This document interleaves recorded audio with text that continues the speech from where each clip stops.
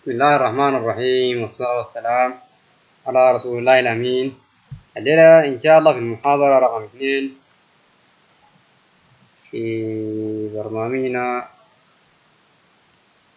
المتواصل بلغة الجافا. اليوم الدرس إن شاء الله يا شباب حيكون إحنا طبعا مواصلين في عملية الآلة الحاسبة كالكوليتر. عاوزين نعمل كالكوليتر باستخدام لغة الجافا. عندنا 5 operation 5 عمليات حسابية اللي هي الجمع والطرح والضرب والجزمة وعملية وآخر حاجة اللي هي كلير. فأنا أول حاجة اليوم إن شاء الله هعمل إيش؟ هعمل كلير للتكست بتاعي من هنا، دبل كليك من هنا كلير مثلا T1 دوت تكست set تكست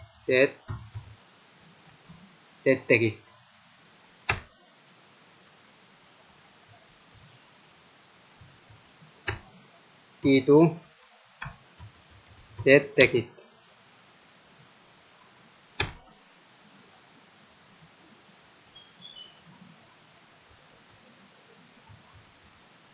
اللي هو آخر واحد حاجة T3 set تكست.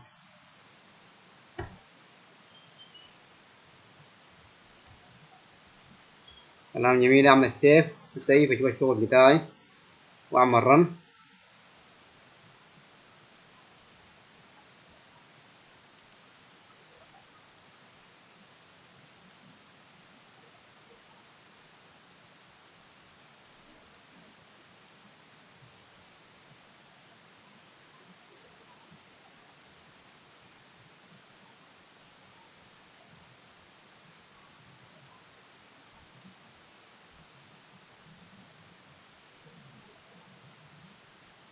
طيب مثلا يا شباب مثلا 66 سينو 70 عملهاش كلير، إذا برنامج شغال 100.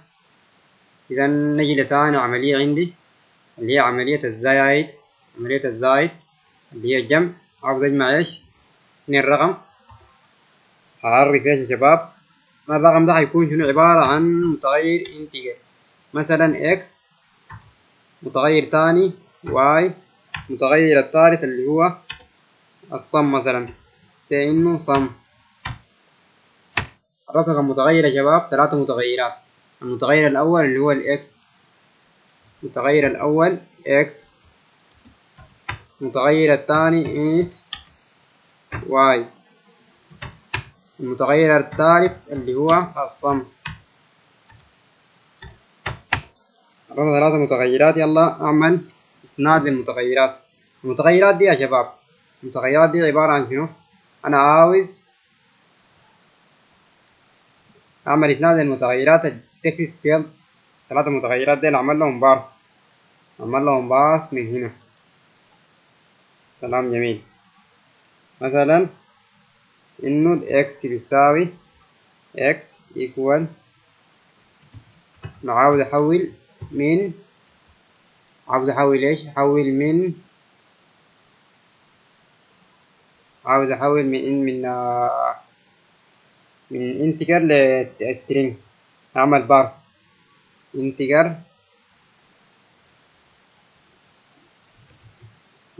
دوت بارس انت سترينج. القيمة اللي هي اللي هعمل لها إيش؟ هعمل لها تغيير اللي هي هتكون شنو؟ قيمة سترينج. أقول له إيش؟ T1 اللي عبارة عن سترينج يا شباب. T1 get text. أقول له إيش؟ T1 get text. إذا هنا عملت شنو؟ عملت تغيير، عملت convert من string لانتجر. مثلا y أعمل لها إيش؟ أعمل لها بنفس الصورة انتجر بارس. أنا عاوز أحول إيش يا شباب؟ أحول من string لانتجر. كلام جميل. مثلا إنه بارس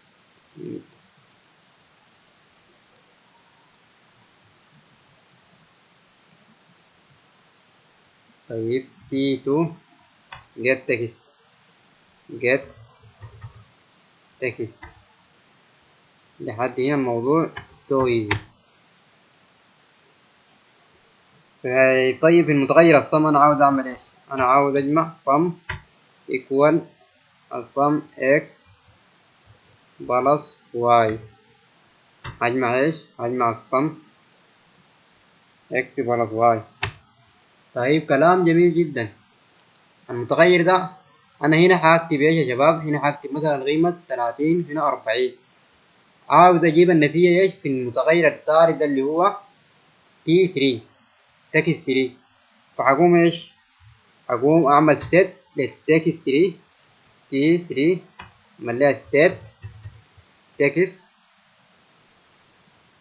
أعمل له set تكست اللي هو القيمة string هنا مثلا أقول له sum is وأجمع وأعمل concatenation لقيمة الصم أعمل لها طباعة من هنا. إذن الموضوع so easy. أمشي أجمع وأمشي أعمل run للمشروع بتاعي. أعمل run. كلام جميل. مثلا عاوز أجمع كم يا شباب؟ مثلا 40 بلس 80.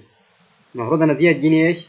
المفروض النتيجة تجيني في علامة الريزلت من هنا. فلما نجي أعمل ريزلت يلا نشوفها واحدة واحدة. تمام. قال لي sum is 120. كلام جميل جدا. كلام واضح. برنامج شغال كويس. يلا دي أول عملية. ثاني عملية يا شباب مثلا عندي بارس اللي هي بتاعت الطرف. لنفس الصورة دي هعمل ايش؟ هاجي اعمل كوبي. هاجي اعمل من هنا كوبي. هاجي اعمل كوبي يجي بطن كويس. طيب دي هتكون يا شباب شنو؟ هتكون ماينس. هغير هنا ماينس. هنا مثلا هنا هيكون ماينس مثلا ماينس يس كده. واجي سيف.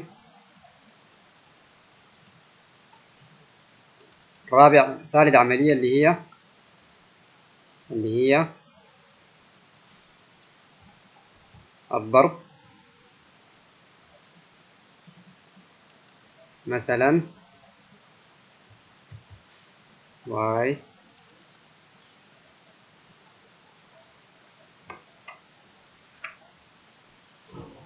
multiplication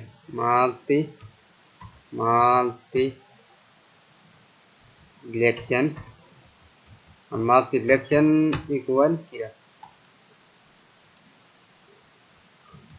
طيب نيجي نشوف آخر عملية اللي هي القسمة.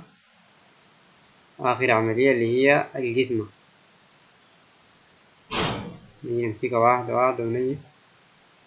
طيب دي هنا هتكون ايه يا شباب؟ مثلا قسمة. هنا هيقول له ايش؟ هنا هقول له divide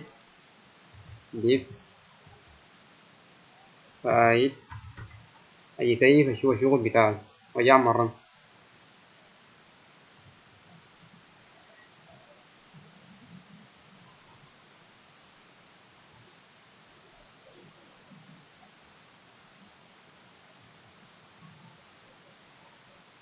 طيب يا شباب مثلا 60 بلس 40. لما نجي أعمل زايد شوفها واحدة واحدة. زايد كده. لو كده عملت ماينس عادي كده. إذا الماينس إز 20. طيب لما نجي أعمل الضرب multiplication 2400. طيب نجي نعمل divide. دي 60 على 40 قال لي بيساوي 1 لأنه ما قيمة دبل. لو عاوز فيها الكسر هيكون إيش؟ هاجي أعمل قيمة دبل. دي معرفة انتجر عشان كده اتجاهل الكسر. مثلا أعمل 80. لو عملت 80 وعملت علامة الجسم هيديني 2. divide is 2. إذا كده الموضوع انتهينا من المحاضرة رقم 2 في هذا المشروع البسيط، ونشوفكم إن شاء الله في دروس قادمة، والسلام عليكم ورحمة الله تعالى وبركاته. ما تنسوا تعملوا شير سبسكرايب ولايك لهذه القناة بسيطة. السلام عليكم ورحمة الله تعالى وبركاته.